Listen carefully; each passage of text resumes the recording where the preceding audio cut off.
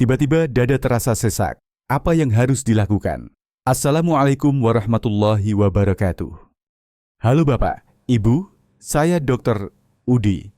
Hari ini saya ingin menyampaikan satu hal penting yang bisa menyelamatkan nyawa Bapak dan Ibu, terutama jika suatu hari serangan jantung datang tanpa peringatan. Dan Bapak, Ibu sedang sendiri di rumah. Saya tahu ini topik yang menakutkan, tapi justru karena itu, kita harus bicara jujur dan siap siaga. Bayangkan ini, Pak Masao Tanaka, usia 67 tahun, tinggal di Setagaya, sebuah kawasan tenang di Tokyo. November lalu, saat sedang makan malam sendiri di ruang makan, ia tiba-tiba merasa dadanya seperti diremas kuat, nafas tersengal, keringat dingin mengucur deras, dan rasa takut mulai menyelimuti.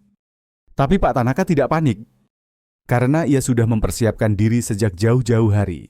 Ia tahu bahwa hal pertama yang harus dilakukan bukanlah berteriak atau berusaha berdiri, tapi justru duduk atau berbaring dengan benar. Dan itu pula yang ia lakukan. Dengan susah payah, ia berpindah ke sofa terdekat dan langsung duduk perlahan. Bukan lantai yang keras, bukan kursi tinggi, tapi tempat yang aman dan nyaman untuk menenangkan tubuhnya. Mengapa ini penting? Banyak orang berpikir bahwa yang utama adalah langsung menelepon bantuan. Tapi dalam detik-detik pertama serangan jantung, tubuh sedang kehabisan oksigen. Jika Bapak Ibu tetap berdiri, jantung akan bekerja lebih keras memompa darah ke seluruh tubuh. Akibatnya, tekanan pada jantung bisa meningkat 30% lebih tinggi. Tapi dengan duduk atau berbaring dengan kepala ditopang bantal dan kaki agak ditinggikan, tekanan itu berkurang drastis. Aliran darah lebih stabil, dan yang paling penting Bapak Ibu memberi waktu pada jantung untuk bertahan sebelum bantuan datang. Saya tahu ini tampak sederhana, tapi justru karena sederhana, banyak yang mengabaikan. Saya pernah merawat seorang pasien yang tetap berdiri selama 10 menit karena bingung harus berbuat apa. Akibatnya, ia pingsan sebelum sempat menelepon bantuan. Pak Tanaka tidak, ia duduk, ia tenang, dan karena itu, ia masih bisa berjalan pagi di tepi sungai sampai hari ini. Catatan penting, jangan langsung berbaring di lantai tanpa alas. Jika memang harus rebah, letakkan bantal di bawah kepala dan usahakan kaki sedikit terangkat. Ini akan membantu aliran darah balik ke jantung dan menjaga tekanan tetap stabil. Kesimpulan bagian 1. Jika tiba-tiba dada terasa nyeri, sesak, atau seperti diremas, langkah pertama adalah duduk atau berbaring dengan posisi aman. Jangan panik, jangan berdiri, jangan berjalan. Tenangkan tubuh, bantu jantung bertahan. Bapak Ibu, ini baru langkah pertama dari 7 langkah penyelamat jiwa. Langkah berikutnya, lebih penting lagi, saya akan jelaskan di bagian kedua. Mengapa harus segera telepon 119 dan jangan tunggu keluarga datang. Mengapa harus segera telepon 109 dan jangan tunggu keluarga datang. Bapak Ibu yang saya hormati, setelah tubuh mulai tenang duduk atau rebah di tempat yang aman, maka langkah kedua yang paling kritis adalah ini. Segera telepon 119, jangan tunda, jangan berpikir untuk melihat dulu sebentar. Jangan menunggu anak-anak datang, karena setiap menit sangat berarti. Izinkan saya bercerita. Pak Inoue, usia 69 tahun, tinggal di Yokohama. Suatu malam saat hendak ke toilet, beliau merasakan tusukan tajam di dada. Tapi karena tidak ingin membangunkan keluarganya yang sedang tidur, ia memilih bertahan, menunggu, berharap rasa sakit akan hilang sendiri. Ia menahan selama 30 menit dalam diam. Dan saat akhirnya menelepon ambulans, kondisi jantungnya sudah sangat lemah. Dokter rumah sakit berkata dengan jujur, "Kalau Bapak terlambat 30 menit lagi, jantung Bapak mungkin tak bisa diselamatkan." Bapak Ibu tahu mengapa waktu begitu penting? Karena serangan jantung menghancurkan otot jantung setiap menit. Dalam 1 menit, sekitar 10% jaringan jantung rusak. Dalam 30 menit, lebih dari separuh jantung bisa rusak permanen. Dan jika darah tidak mengalir kembali ke jantung dalam 90 menit pertama, kemungkinan besar kerusakan akan menjadi seumur hidup. Inilah yang disebut golden time, waktu emas. Lalu, bagaimana cara menelepon 119 dengan benar? Banyak orang panik dan sulit bicara. Tapi sebenarnya, cukup sampaikan dengan singkat dan jelas seperti ini. Saya sendiri di rumah. Dada saya sangat sakit dan saya sulit bernapas. Saya curiga serangan jantung. Alamat saya sebutkan alamat lengkap. Itu saja, cukup. Petugas medis tidak butuh cerita panjang. Mereka butuh lokasi dan kondisi agar bisa cepat datang dengan peralatan yang sesuai. Saya sering mendengar lansia berkata, "Dok, saya takut menelepon ambulans, takut dikira lebay, takut dimarahi anak." Bapak Ibu, menyelamatkan nyawa bukan lebay. Justru itulah tanggung jawab terhadap diri sendiri dan keluarga. Karena jika terlambat, keluarga Bapak Ibu hanya bisa menangisi keputusan yang tidak pernah diambil. Kesimpulan bagian 2. Setelah duduk atau rebah, segera hubungi 119. Jangan tunda, jangan takut, jangan tunggu. Sampaikan lokasi dan kondisi. Itu bisa menyelamatkan hidup Bapak Ibu sendiri. Kita sudah melewati 2 langkah penyelamat jiwa. Tapi masih ada 1 langkah yang sering dilupakan dan justru bisa mencegah kerusakan jantung sejak menit-menit pertama. Pil kecil yang bisa menyelamatkan nyawa. Tapi harus dikunyah, bukan ditelan. Bapak Ibu yang saya hormati, setelah Bapak Ibu berhasil duduk atau berbaring dan menelepon 119 dengan tenang, masih ada 1 langkah lagi yang sangat penting dan bisa mencegah kerusakan jantung semakin parah. Langkah ketiga ini adalah minum 1 tablet aspirin dan jangan ditelan langsung, tapi harus dikunyah. Mari saya ceritakan sebuah kisah nyata. Ibu Riko Suzuki, 74 tahun, tinggal di Suginami, Tokyo. Suatu pagi saat hendak pergi ke pasar, ia tiba-tiba merasa dadanya diremas kuat, seperti ada batu besar menekan dari dalam. Tapi Ibu Riko sudah tahu apa yang harus dilakukan. Ia segera duduk di bangku taman terdekat, menelepon 119 dan mengambil aspirin dari tas kecil yang selalu ia bawa. Namun yang paling menentukan nasibnya adalah ini. Ia mengunyah aspirin itu di mulut, bukan menelannya langsung dengan air. Kenapa harus dikunyah? Karena aspirin bekerja sebagai pengencer darah, ia membantu menghancurkan bekuan darah kecil yang menyumbat arteri ke jantung. Tapi jika ditelan dengan air biasa, efeknya baru mulai terasa setelah 30 menit. Sedangkan jika dikunyah, efeknya bisa mulai dalam 5 menit, bahkan sebelum ambulans tiba. Dan seperti sudah kita bahas sebelumnya, dalam serangan jantung, 5 menit bisa menentukan hidup dan mati. Saat Ibu Riko sampai di rumah sakit dan diperiksa melalui EKG, memang benar ia mengalami serangan jantung, tapi hasilnya membuat dokter terkejut. Hampir tidak ada kerusakan serius pada otot jantungnya. Dokter hanya berkata, "Kalau ibu tidak cepat mengunyah aspirin, hasilnya pasti jauh lebih buruk. Ini keputusan yang menyelamatkan nyawa." Namun, saya juga harus memberi peringatan penting. Jika Bapak Ibu punya alergi terhadap aspirin atau punya luka lambung yang berat, jangan meminum aspirin. Jika Bapak Ibu belum pernah konsumsi aspirin sebelumnya, jangan pinjam obat orang lain sembarangan. Aspirin tetaplah obat dan seperti semua obat, ia bisa bereaksi berbeda pada setiap orang. Jadi, apa yang harus dilakukan sejak sekarang? Jika Bapak Ibu aman dengan aspirin, sediakan 1 tablet aspirin 310 mg dalam dompet atau tas harian, simpan dalam kotak kecil bertuliskan, "Untuk darurat serangan jantung, kunyah, jangan telan." Kesimpulan bagian 3. Jika Bapak Ibu mengalami tanda-tanda serangan jantung dan tidak punya kontraindikasi, segera kunyah 1 tablet aspirin sambil menunggu bantuan datang. Ini bukan sekadar pil, ini adalah pertolongan pertama yang bisa menyelamatkan jantung Bapak Ibu dari kerusakan permanen. Bapak Ibu, kita sudah sampai di 3 langkah penting dan semuanya bisa dilakukan dalam 5 menit pertama. Tapi serangan jantung bukan hanya soal jantung saja. Yang berikut ini lebih sering dilupakan. Padahal sangat menentukan kelangsungan hidup, cara bernapas yang bisa menurunkan tekanan darah dan menenangkan jantung Bapak Ibu yang saya hormati. Setelah kita duduk atau berbaring dengan tenang, setelah kita menelepon 119 dan mengunyah aspirin, maka langkah berikutnya adalah hal yang sangat sederhana tapi sering diremehkan.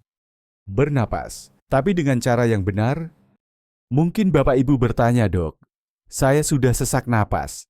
Masa disuruh bernapas lagi?" Justru karena sesak, Bapak Ibu harus mengatur napas, bukan hanya bernapas sembarangan. Karena dalam serangan jantung, jantung tidak bisa lagi memompa darah dengan normal. Artinya, oksigen ke seluruh tubuh termasuk ke otak mulai berkurang.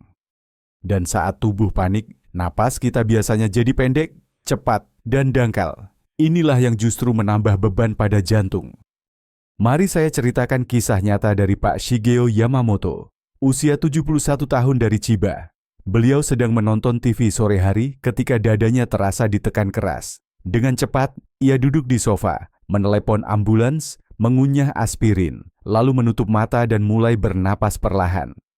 Ia melakukan pola pernapasan yang pernah ia pelajari saat konsultasi. Tarik napas.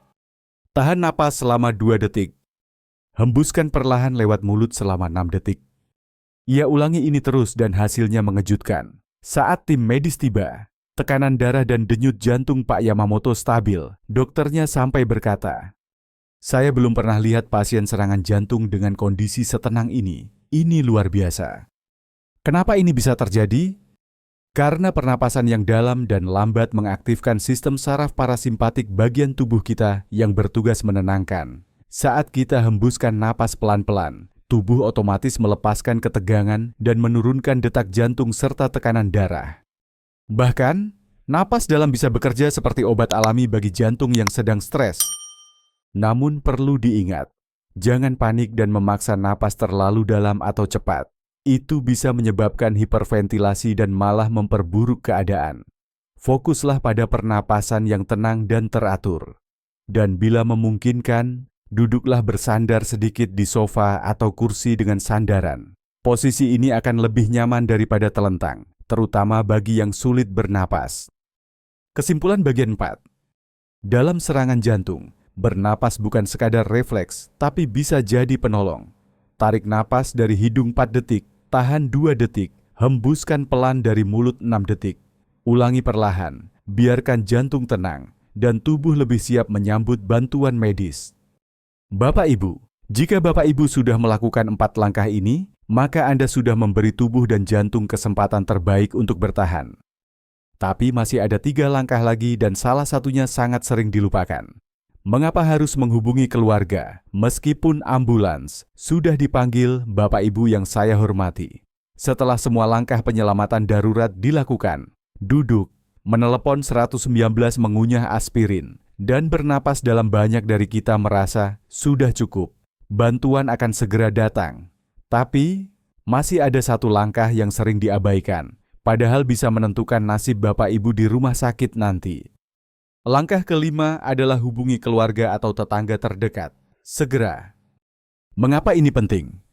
Karena saat serangan jantung terjadi, kemampuan berbicara, berpikir, bahkan tetap sadar bisa hilang dalam hitungan menit. Dan jika Bapak Ibu tiba di rumah sakit tanpa didampingi siapapun, akan banyak keputusan penting yang tidak bisa dijawab. Misalnya, apa penyakit bawaan yang dimiliki? Obat apa yang sedang dikonsumsi? Apakah ada alergi terhadap obat tertentu? Pernah operasi jantung sebelumnya? Golongan darah. Saya ingin berbagi kisah nyata dari Ibu Kaku Nakamura, 76 tahun, tinggal di Sapporo. Suatu malam usai makan malam, dadanya tiba-tiba sakit seperti ditusuk.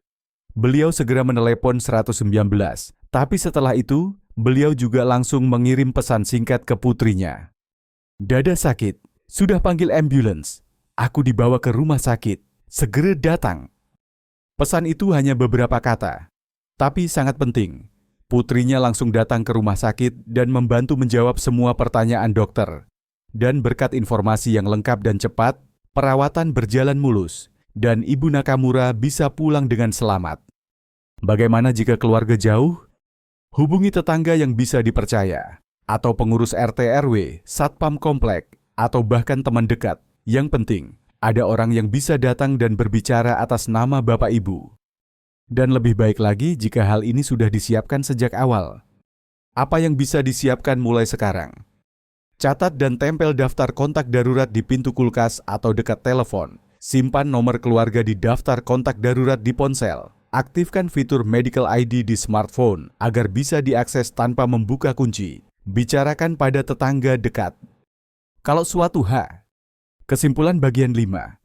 Serangan jantung bukan hanya soal bertahan hidup, tapi juga soal siapa yang bisa membantu Bapak Ibu mengambil keputusan saat Bapak Ibu tidak bisa bicara. Hubungi keluarga atau tetangga setelah menelepon ambulans. Siapkan sistem darurat sejak sekarang, sebelum terlambat. Bapak Ibu, Kita sudah melewati 5 langkah yang bisa menyelamatkan jiwa. Namun masih ada 2 hal yang sangat penting. Dan yang satu ini, sayangnya, justru paling sering dilakukan dan sangat mematikan. Jangan pernah mengemudi sendiri ke rumah sakit. Ini bukan tindakan hebat, tapi berbahaya. Bapak Ibu yang saya cintai, saya tahu banyak dari Bapak Ibu yang hidup mandiri, tidak mau merepotkan orang lain, merasa kuat, merasa masih bisa mengurus diri sendiri. Tapi hari ini saya ingin katakan dengan sangat jujur, jangan pernah mengemudi sendiri ke rumah sakit saat mengalami tanda-tanda serangan jantung. Ini bukan keberanian, ini kebodohan yang bisa berujung maut. Mari saya bawa Bapak Ibu ke satu kejadian nyata. Pak Yoshio Takahashi, usia 68 tahun, sedang bermain golf di Fukuoka. Di lubang ke-9, ia merasa dadanya sakit tajam dan menghimpit. Awalnya, beliau mengira hanya kelelahan. Tapi ketika rasa sakit makin kuat, beliau memutuskan pulang sendiri mengemudi. Untungnya, teman satu grupnya berteriak, "Berhenti, jangan nyetir, kita panggil ambulans sekarang juga." Akhirnya, mereka menelepon Serat Simbadang. Dokter rumah sakit kemudian berkata, "Jika Bapak memaksakan diri menyetir, bisa jadi Bapak kehilangan kesadaran di jalan tol. Dan itu bukan hanya membahayakan nyawa Bapak, tapi juga pengendara lain." Kenapa mengemudi saat serangan jantung sangat berbahaya? Karena kesadaran bisa hilang sewaktu-waktu, karena denyut jantung tidak stabil dan bisa tiba-tiba berhenti, karena tekanan mental saat menyetir justru menambah beban pada jantung yang sedang sekarat. Dan jika Bapak Ibu pingsan di balik kemudi, bukan hanya Bapak Ibu yang terluka, tapi juga bisa menghancurkan nyawa orang lain di jalan. Selain itu, ada satu langkah kecil yang sering dilupakan, tapi sangat menentukan saat ambulans datang. Segera buka kunci pintu rumah. Kenapa? Karena saat tim medis datang dan pintu terkunci, mereka terpaksa harus dobrak pintu, dan itu bisa memakan waktu tambahan 5-10 menit. Waktu yang sangat berharga, waktu yang bisa jadi perbedaan antara hidup dan meninggal. Kisah nyata lain Pak Hiroshi Ishida, 71 tahun dari Kyoto. Usai makan malam, ia merasa nyeri di dada dan langsung menelepon 119, tapi ia juga tidak lupa membuka pintu rumahnya sebelum gejala makin parah. Hanya 3 menit setelah telepon, beliau pingsan, tapi karena pintu sudah terbuka, tim medis bisa masuk tanpa hambatan dan segera memberikan kejutan listrik AED untuk menyelamatkan nyawanya. Dokter berkata, "Kalau pintunya terkunci, kami akan kehilangan 5-7 menit. Dan itu cukup untuk merenggut nyawa beliau." Kesimpulan bagian 6. Jangan pernah menyetir sendiri ke rumah sakit saat mengalami nyeri dada. Itu sangat berisiko. Panggil ambulans, buka kunci pintu rumah dan, jika bisa, buka juga pagar luar. Pastikan akses ke dalam rumah mudah untuk menyelamatkan Bapak Ibu secepat mungkin. Bapak Ibu yang saya hormati, kita sudah bicara banyak, tapi masih ada satu langkah terakhir. Langkah ini terlihat sepele tapi justru menentukan apakah Bapak Ibu akan tetap sadar atau kehilangan kesadaran sebelum ambulans tiba. Cara menjaga kesadaran agar tidak pingsan, 3 hal yang wajib dilakukan. Saat menunggu bantuan Bapak Ibu yang saya hormati, di titik ini, kita sudah lakukan banyak hal penting. Duduk atau berbaring dengan benar. Menelepon serat di sebelah. Mengunyah aspirin. Bernapas pelan dan dalam. Menghubungi keluarga. Tidak mengemudi dan membuka pintu rumah. Tapi semuanya akan sia-sia jika Bapak Ibu kehilangan kesadaran sebelum ambulans datang. Itulah sebabnya langkah ke-7 sangat krusial. Jaga kesadaran Bapak Ibu tetap aktif. Jangan biarkan diri sendiri tertidur atau pingsan. Bagaimana caranya? Ada 3 cara sederhana untuk menjaga kesadaran, bahkan saat tubuh mulai lemah. 1. Bicara dengan suara nyaring, walaupun sendiri. Jika ada orang di sekitar, ajak bicara terus. Kalau sendirian, berbicaralah dengan diri sendiri. Ya, betul, berbicara dalam suara yang keras bisa merangsang otak untuk tetap aktif. Misalnya, "Sekarang jam berapa ya, ambulans pasti sudah di jalan. Saya masih bisa duduk, saya masih sadar." Kalimat-kalimat ini mungkin terdengar sederhana, tapi itu menjaga otak Bapak Ibu tetap terhubung. 2. Gerakan tubuh, sedikit demi sedikit. Tidak perlu berdiri, tidak perlu berjalan, cukup. Kepalkan dan buka telapak tangan secara perlahan. Gerakkan jari-jari kaki. Putar pergelangan tangan sedikit. Gerakan kecil ini membantu sirkulasi darah tetap aktif dan bisa membantu mengalirkan oksigen ke otak mencegah pingsan. 3. Jangan tutup telepon. Tetap terhubung dengan petugas 119. Banyak lansia setelah menelepon 119 langsung menutup telepon karena merasa tugasnya sudah selesai. Padahal, tetap berbicara dengan petugas adalah penyelamat. Mereka akan bertanya, apakah Bapak masih bisa bernapas? Apa dadanya masih sakit? Apa posisi duduk sudah nyaman? Jawaban Bapak Ibu bukan hanya informasi, tapi juga bentuk perlawanan terhadap hilangnya kesadaran.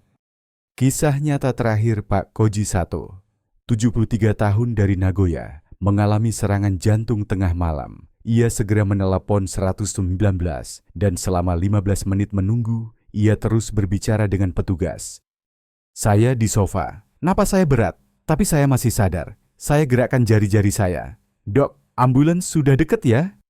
Berkat komunikasi itu, Pak Sato tetap sadar sampai ambulans datang. Di rumah sakit, dokter berkata, kalau Bapak pingsan di tengah jalan, kondisi jantung Bapak bisa lebih parah. Tapi karena Bapak bertahan, kami bisa langsung tangani tanpa penundaan. Kesimpulan bagian 7. Saat menunggu bantuan, lakukan 3 hal ini untuk menjaga kesadaran. Bicara keras, meski hanya pada diri sendiri. Gerakkan tangan dan kaki perlahan. Jangan tutup telepon, tetap bicara dengan petugas 119.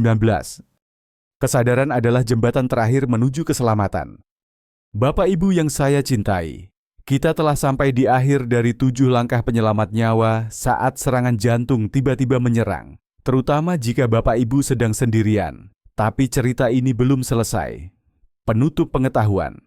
Bapak Ibu yang saya hormati, hari bisa menjadi pembeda antara hidup dan kematian. 7 langkah, 7 tindakan sederhana yang bisa dilakukan siapapun, bahkan saat sendirian untuk memperpanjang waktu, menahan kerusakan jantung, dan memberi kesempatan hidup. Mari kita ingat kembali. 1. Segera duduk atau berbaring dengan posisi yang aman dan nyaman. 2. Telepon 119 secepat mungkin, jangan tunggu. 3. Kunyah aspirin jika tidak ada kontraindikasi. 4. Bernapas dalam dan perlahan. 4-2 natran. 5. Hubungi keluarga atau tetangga setelah memanggil ambulans 6. Jangan mengemudi sendiri dan segera buka pintu rumah. 7. Lawan rasa kantuk dan hilangnya kesadaran. Tetap bicara dan bergerak. Semua ini mungkin tampak kecil, tapi Bapak Ibu tahu. Nyawa seringkali tidak diselamatkan oleh keajaiban, tapi oleh persiapan kecil yang dilakukan dengan tenang dan tepat waktu. Dan inilah pesan terbesar saya sebagai seorang dokter. Pengetahuan tidak cukup. Yang menyelamatkan adalah tindakan. Jangan tunggu sampai serangan datang baru bersiap. Persiapkan dari sekarang. Simpan aspirin dalam tas harian. Catat dan tempel nomor darurat. Bicara dengan keluarga dan tetangga. Aktifkan medical ID di ponsel. Latih diri untuk tetap tenang. Jika Bapak Ibu hari ini merasa, saya sudah tua, mungkin sudah terlambat untuk semua ini, maka saya ingin katakan, tidak pernah ada kata terlambat untuk menjaga hidup. Tidak pernah ada kata terlambat untuk menyayangi diri sendiri dan orang-orang yang mencintai Bapak Ibu. Dan bila hari itu datang hari di mana jantung Bapak Ibu terancam berhenti, saya ingin Bapak Ibu sudah siap. Saya ingin Bapak Ibu tetap sadar, tetap kuat, dan masih bisa berkata, saya tahu apa yang harus saya lakukan, dan saya melakukannya.